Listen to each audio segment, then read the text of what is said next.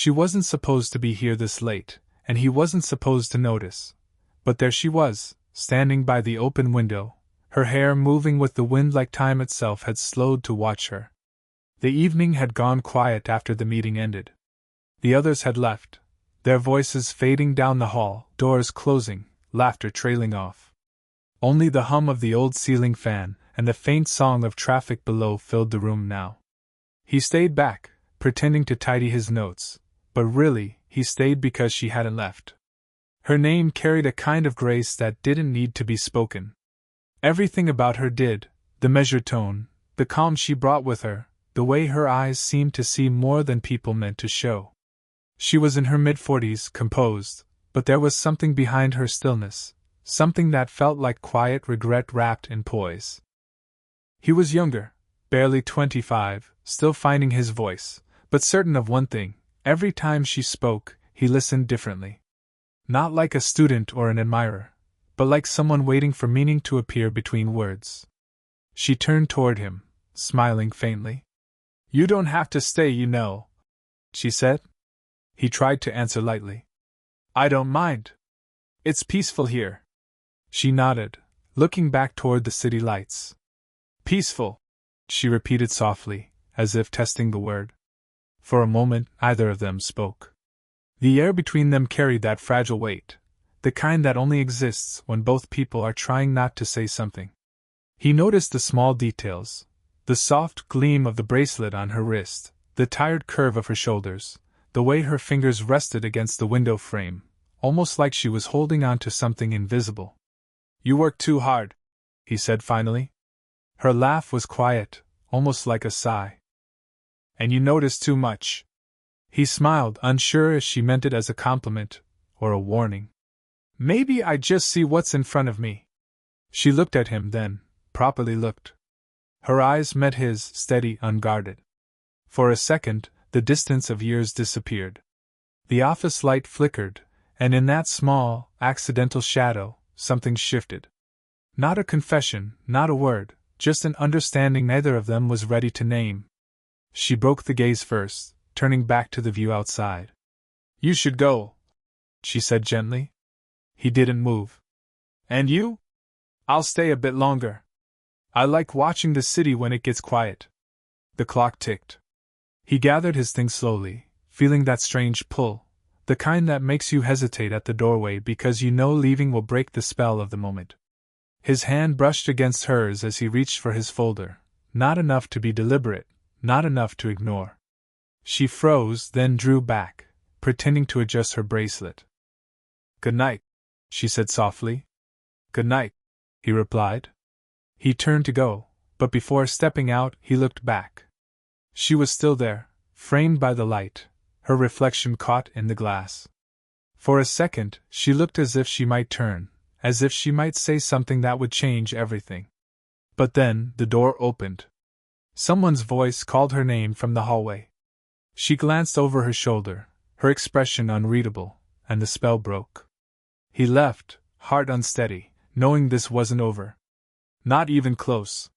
He saw her again the next morning, sunlight pouring through the glass walls of the conference room, softening everything it touched, even her. She was already there, reading through reports, a faint crease between her brows.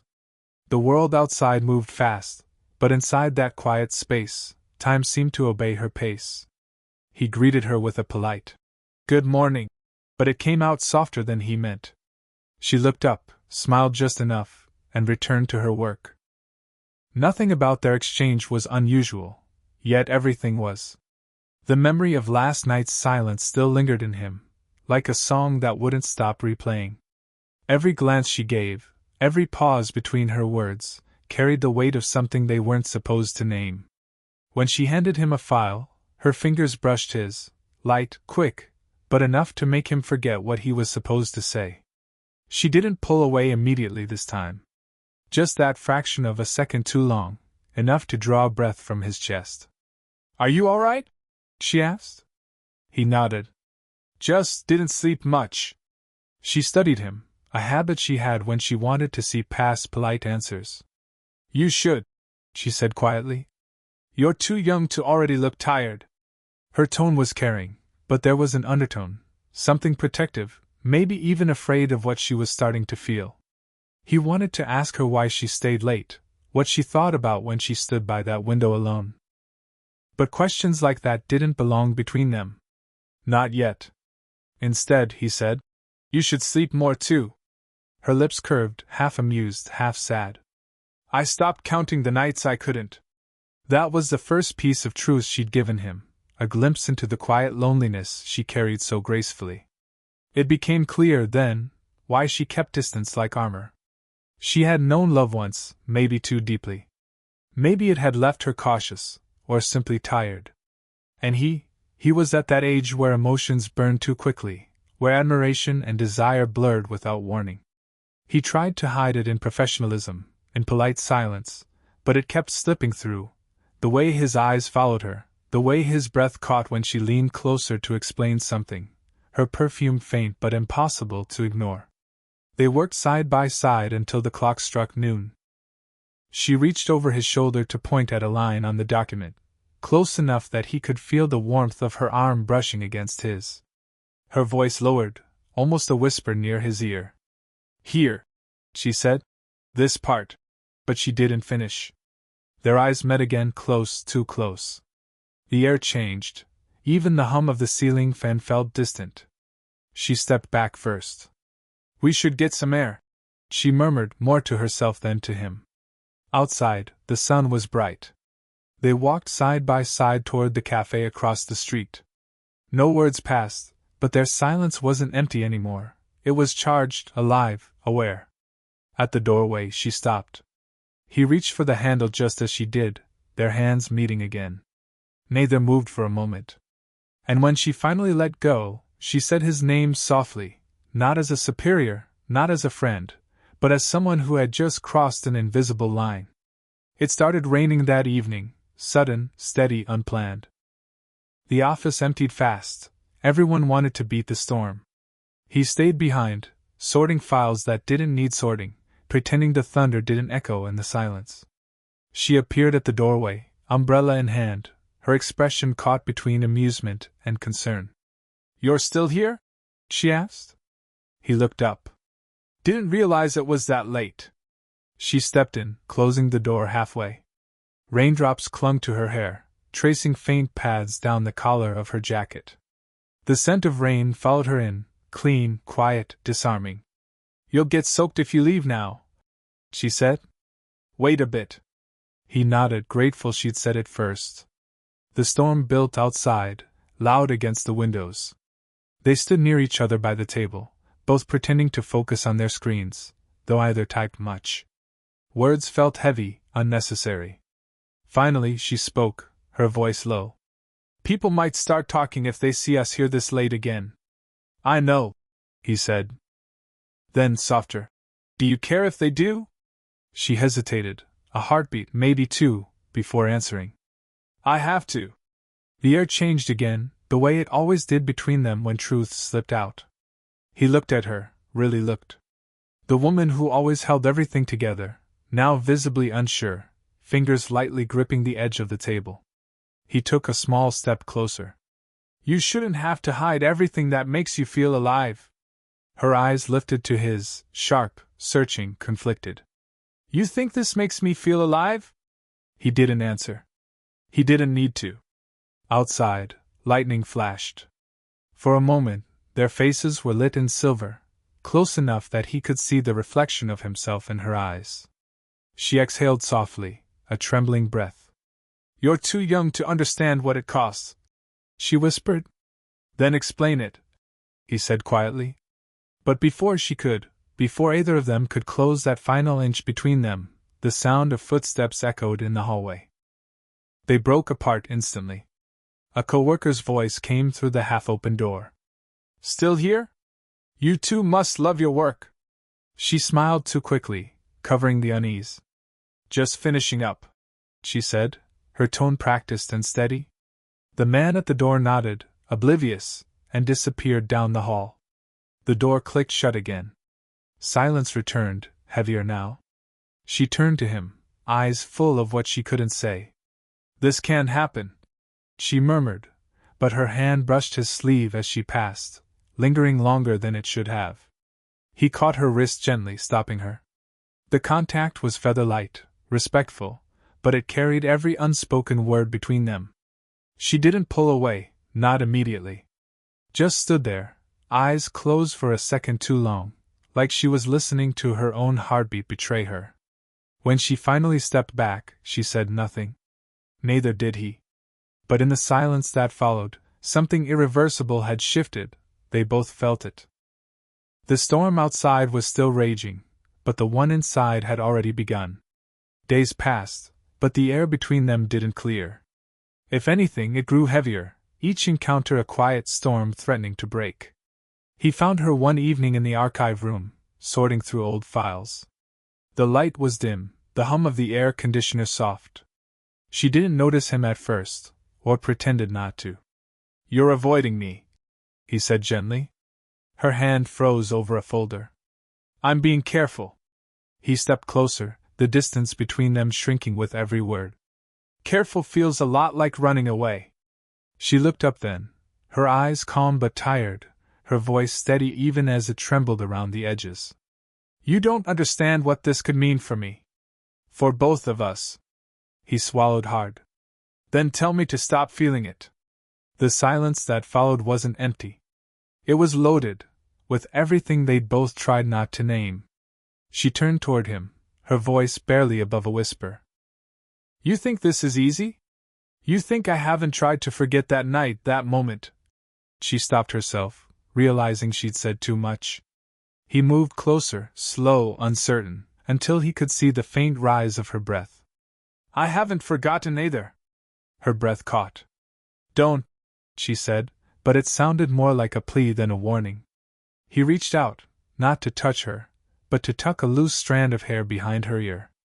The movement was small, ordinary, but it carried all the restraint he'd been holding back. His fingers brushed her skin, warm, trembling slightly, and she didn't move away. For a heartbeat, the world stilled. "You shouldn't look at me like that," she whispered. "How else can I?" The words landed between them like a confession. Her control slipped. He saw it in her eyes, that quiet war between reason and something far older, far stronger. She turned away, pressing a hand against the shelf, her shoulders unsteady. "People talk," she said, her voice breaking just enough to sound human. "You're young. You don't know how cruel they can be." "I don't care," he said simply. "Let them talk." She faced him again, eyes shining with something raw. "I do. Because when it's over, and it will be, you'll leave without scars, and I'll be the one they whisper about." He shook his head, voice low. "You really think I could walk away from this?" Something in her faltered. She took a single step closer, so close he could feel the warmth of her breath. "This isn't supposed to happen," she whispered, but her hand found his arm, not pushing him away, just holding on. He lifted his hand, slowly, almost asking permission, tracing the edge of her wrist with his thumb. She didn't move. Their eyes met, everything they'd been holding in breaking loose in that look, fear, want, guilt, something dangerously close to love. He leaned in, breath unsteady, and she didn't stop him. The distance between them disappeared. One more inch, and the world would change. Then, a knock on the door. They froze. Her hand slipped from his arm. His breath caught. The spell shattered, but the echo of it lingered, burning quietly in both of them. The next day felt heavier than it should have. The office hummed with ordinary noise, but underneath it, everything was changed. The near kiss, the interruption, the silence after, it all sat between them like a secret they were both guarding too tightly. She avoided his eyes during the morning briefing, spoke only when needed. He tried to do the same, but his gaze kept drifting to her anyway, the tilt of her head when she listened, the calm in her voice that no longer felt calm at all. By afternoon, the storm came in another form. Someone had left the meeting door ajar. Voices carried farther than they should have. "You and him," a colleague whispered, low but clear enough to travel down the hall. "People are starting to notice." Her name. His. Together, like something forbidden being tested out loud. He froze in the corridor, unseen. She stepped out of the room a moment later, the faintest color drained from her face. When she saw him there, she knew he'd heard. "Don't," she said quietly, before he could speak. "Not here." They found a corner in the back office, small and half-lit by the setting sun. "So it's true?" he asked. "They're talking?" She nodded once. "I told you this would happen." He rubbed a hand through his hair, frustration rising. "We didn't even do anything." Her eyes lifted, sad but steady. "Sometimes silence is enough to make people imagine everything else." He took a step closer, lowering his voice. "And what if they're right to imagine it?" She looked away. "Then I lose everything I've built." That truth landed hard, heavier than accusation. It wasn't anger she carried, it was fear. Fear of losing her work, her respect, the fragile peace she'd made with her own life. He saw her hand tighten around the edge of the desk, knuckles pale. Without thinking, he reached out, covered it with his. She didn't move, just breath, eyes closed for a heartbeat, as if steadying herself. When she finally looked up, her expression softened. "You make me feel young again," she said. "And that scares me," he whispered. "Why?" "Because I remember how easily youth believes love can survive anything." Their hands stayed together longer than they should have. She pulled away first, but not fast enough to hide the tremor in her fingers. The space between them filled with the scent of rain from the open window, familiar, intimate, dangerous. Then she spoke, quietly but firmly. "I'm transferring you. Different department. It's better for both of us." He stared at her, the words hitting like a slap. "That's your answer?" Her voice barely held. "It's the only one that keeps us from falling apart." He took a step back, chest tight, eyes searching her face for any trace of hesitation. "You can move me anywhere you want," he said softly. "But you can't unmake what happened." She didn't answer, just turned away, hand pressed against the window glass, her reflection trembling beside his in the fading light. Outside, thunder rolled again. Inside, both of them knew this wasn't the end. It was the point of no return. The day she announced his transfer, he didn't argue. He only nodded, as though agreeing would make it easier for both of them. But that evening, he stayed behind, same office, same quiet hum, waiting. When she finally appeared at the doorway, she looked surprised to see him there, but not entirely shocked. "You should have gone home," she said softly. "I tried," he admitted. "Didn't work." She sighed, closing the door behind her. The sound clicked like something final. For a moment neither spoke. The low lamplight cast half their faces in shadow, the rest in gold. Rain pressed against the windows again, the same rhythm that had followed them since the beginning. "I meant what I said," she whispered. "The transfer, it's the right thing." He nodded. "Maybe. But right doesn't mean easy." Her eyes softened, not pity, not regret, just understanding. "You'll forget me," she said, though she didn't sound convinced. He took a step closer, shaking his head. "You know I won't."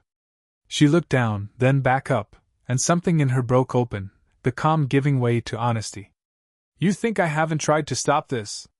I wake up every day telling myself to be sensible, to keep distance, to remember who I am and what I'm risking. But then you walk into the room, and every rule I ever made starts falling apart." Her voice cracked on the last word. He didn't touch her, not yet. But his closeness said everything. "You make it sound like a crime," he said quietly. "It feels like one," she breathed. He smiled faintly. "Then we're both guilty." She closed her eyes, standing still as he moved nearer. The air between them thickened, not with words, but with everything they hadn't said. The space that had once protected them was gone now. "Say something," she whispered. "I don't want to," he said, voice low. "Talking ruins it." She opened her eyes. Their faces were inches apart. He reached up, slowly, brushing a stray lock of hair behind her ear, fingertips trembling just enough to betray him. She didn't pull away this time. Her breath caught, his matched it. "You can't stay," she said. You know that. I know, he whispered. But I can't leave without saying this. He stopped, words failing him. There was nothing left to confess that she didn't already see in his eyes. For one endless second, the world narrowed, just them, the sound of the rain, their reflections merging in the glass. Then she stepped closer, until her hand rested lightly against his chest. Her eyes lifted to meet his, steady now. Whatever happens next, she said, don't ever think it didn't mean something. He nodded once, no words left. And though they didn't cross the line completely, it didn't matter. The choice was made in silence. They understood each other entirely now. Outside, the rain eased.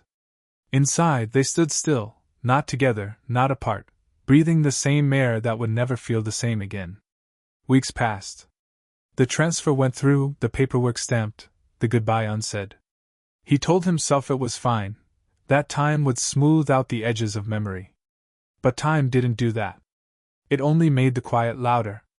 They hadn't spoken since that night, but he kept finding small traces of her handwriting in old reports, the faint scent of her perfume on the corner chair. Every reminder carried the same ache. Something real had happened, and pretending it hadn't wouldn't make it disappear. Then one afternoon, he saw her again. A small cafe near the edge of town, the kind of place she'd once said she liked because no one there asked questions.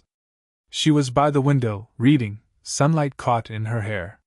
For a moment, he almost turned away. But she looked up, as if she'd been waiting for him all along. He walked over. Either of them said hello? They didn't need to. The air between them softened instantly, carrying the comfort of what had once been too fragile to touch. You look well, she said, smiling in that quiet way of hers, the kind that hid more than it revealed. So do you, he replied. They sat across from each other, words finding their way slowly. The awkwardness that should have been there wasn't. It was replaced by something gentler, acceptance, maybe even peace. I heard your new team's doing good work, she said. I'm trying, he answered. But it's different without the way things were. She nodded, eyes warm but steady. Different isn't always bad. He watched her for a moment, really watched her, and realized something had shifted. The ache hadn't vanished, but it no longer hurt. What remained was quiet respect, affection that didn't need hiding anymore. I thought about you, he said finally. Every day. Her smile faltered, just slightly. I did too. More than I wanted to. That honesty hung between them, light and heavy all at once. When the server brought their tea, she reached for the cup, and her fingers brushed his again, the same way they had in that office long ago. Only this time, she didn't pull away. He turned his hand, gently holding hers. Not a grand gesture, just two people who had stopped pretending they weren't changed by each other. You were right, he said quietly. About time. It doesn't erase things. It only helps you see them clearly. And what do you see now? She asked. He smiled. You. Still you. She let out a small laugh, the kind that sounded like relief. Then, without hesitation, she leaned forward, resting her forehead lightly against his. The contact was soft, steady, wordless. Not a beginning. Not quite an ending. Just peace, warm, fragile, real.